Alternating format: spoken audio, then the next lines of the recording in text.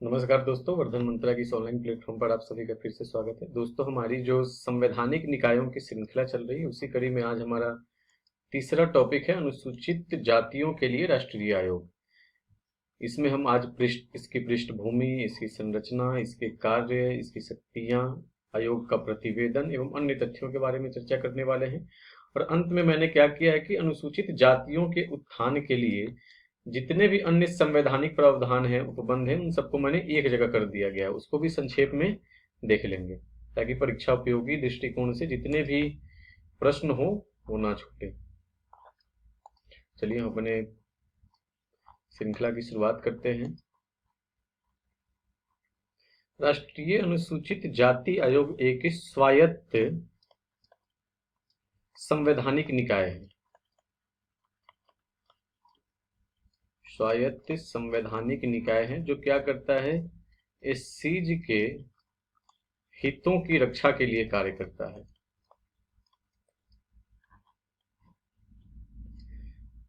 फिर इस जो हमारी संविधान की प्रस्तावना है उसमें जो ये बिंदु हैं, समानता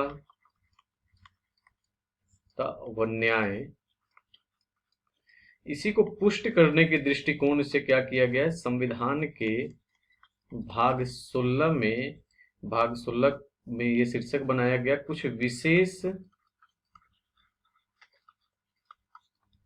वर्गों के संबंध में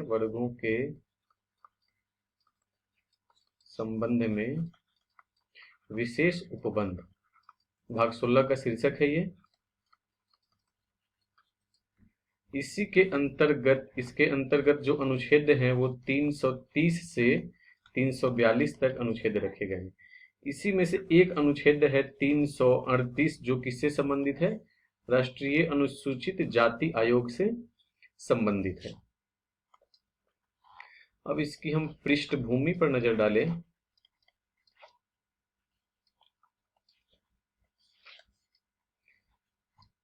तो अनुच्छेद 338 में जो मूल संविधान था उसमें ये राष्ट्रीय आयोग का प्रावधान नहीं था। अनुच्छेद 338 में जो मूल प्रावधान था, मूल संविधान में प्रावधान था, वो था एक विशिष्ट अधिकारी का प्रावधान था। ताकि अनुसूचित जाति व जनजाति के लिए एक विशिष्ट अधिकारी की नियुक्ति की जाएगी, जिसे हम आयुक्त के नाम से जानेंगे। कौन से आयुक्त? अनुसूचित जाति व जनजाति आयुक्त। अनुसूचित जाति व जनजाति आयुक्त के नाम से जानेंगे। इनका एक कार्यालय होगा जो वहां से अपने कार्यभारों का निष्पादन करेंगे। फिर क्या हो गया, 1978 में सरकार द्वारा एक संकल्प पारित करके, ये ध्यान रखिएगा, ये संकल्प पारित करके किया गया था। संकल्प पारित करके एक गैर संवैधानिक निकाय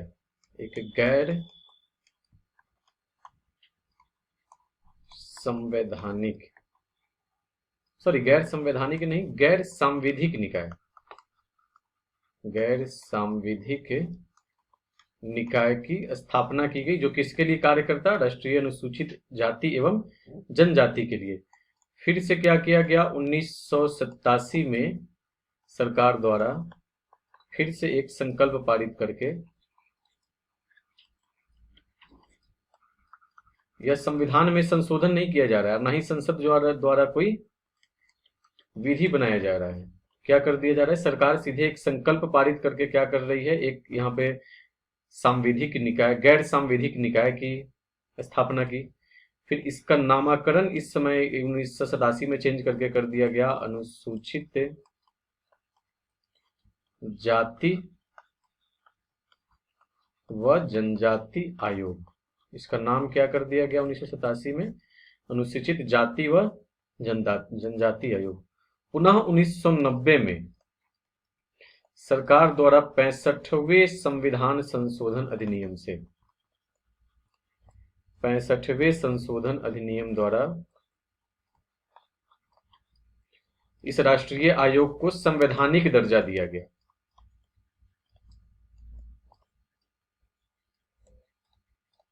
इसके लिए क्या किया गया, तो इस 65वें संविधान संशोधन अधिनियम से जो अनुच्छेद 338 है, इसमें परिवर्तन किया गया, इसमें संशोधन किया गया।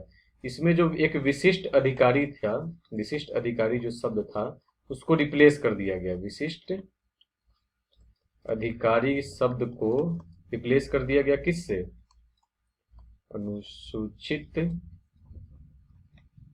जाति व जनजाति आयोग से।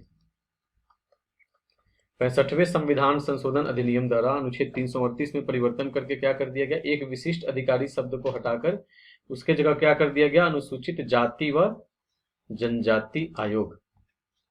पुनः 2003 में एक और संविधान संशोधन, 89वां संविधान संशोधन लाया गया, जिसके द्वारा क्या कर दिया गया, 2004 में संविधान संशोधन अधिनियम 2003 है, किया गया 2004 में अनुसूचित जाति आयोग और जनजाति आयोग को अलग अलग कर दिया गया। अनुसूचित जाति आयोग, फिर यहाँ पे अनुसूचित, दोनों के लिए अलग अलग आयोग बना दिए गए, अनुसूचित जनजाति आयोग। इसके लिए जो आर्टिकल रखा गया अनुसूचित जाति आयोग के लिए, वो था आर्टिकल 338, और अनुसूचित जाति आयोग जनजाति आयोग के लिए 338 का। ठीक है, तो अनुच्छेद 338 में क्या हो गया फिर, अनुच्छेद 338 का आप उपबंध है कि अनुच्छेद 338 यह प्रावधान करता है कि एससी अनुसूचित जाति के लिए एक राष्ट्रीय आयोग का गठन। इसमें क्या उपबंध है अनुच्छेद 338 में, एक राष्ट्रीय आयोग का गठन, किसके लिए, अनुसूचित जाति के लिए। अब इसकी संरचना को देखें,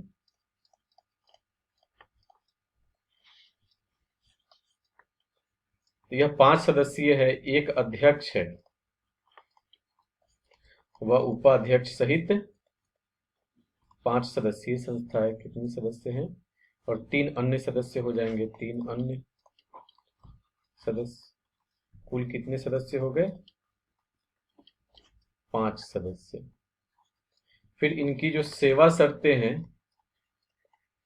सेवा शर्तें व कार्यकाल राष्ट्रपति के द्वारा निर्धारित की जाती है।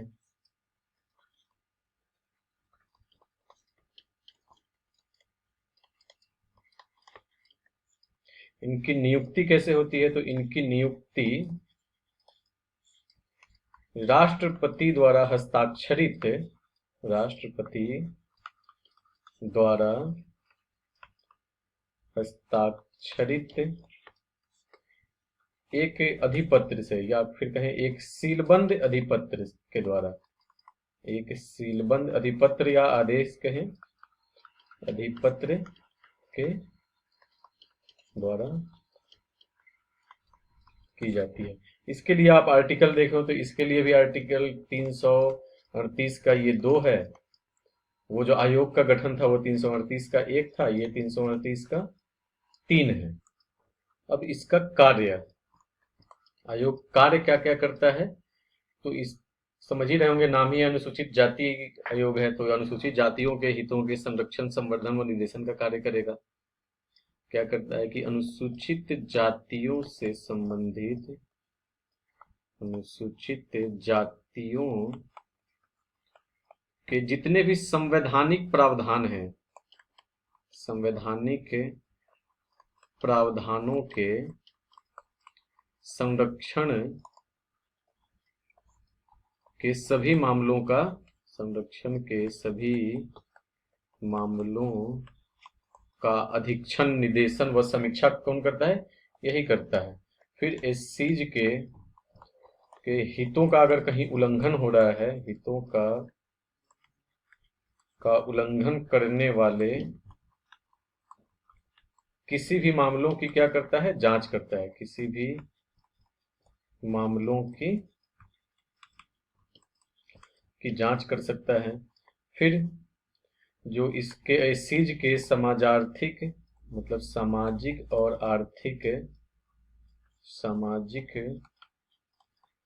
व आर्थिक विकास से संबंधित योजनाओं के निर्माण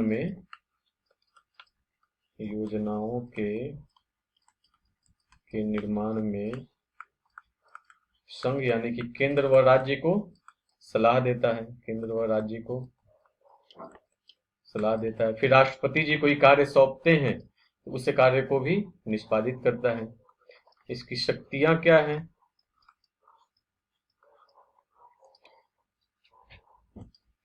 यह दीवानी न्यायालय की तरह भी कार्य करता है। दीवानी न्यायालय जब भी यह जांच पड़ताल करता है किसी मामले की, तो दीवानी न्यायालय की तरह कार्य करता है।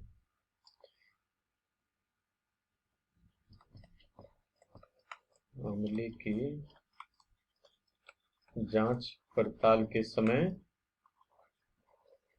दीवानी न्यायालय की तरह कार्य करता है। यह भारत के किसी भी भूभाग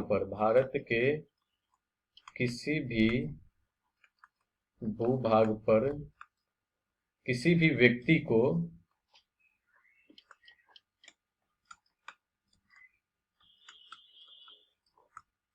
समन भेज सकता है, समन कर सकता है। फिर उनको हाजिर होने के लिए बोल सकता है, हाजिर उपस्थित होने के लिए बोल सकता है। फिर उनकी शपथ परीक्षा भी कर सकता है। फिर इस चीज से संबंधित अगर कोई दस्तावेज है तो दस्तावेज को पेश करने की अपेक्षा कर सकता है, पेश करने के लिए बोल सकता है। फिर किसी भी न्यायालय या कार्यालय में कोई लोक अभिलेख है, उसको भी उपस्थित करने की अपेक्षा कर सकता है। अब आगे देखें तो आयोग का प्रतिवेदन।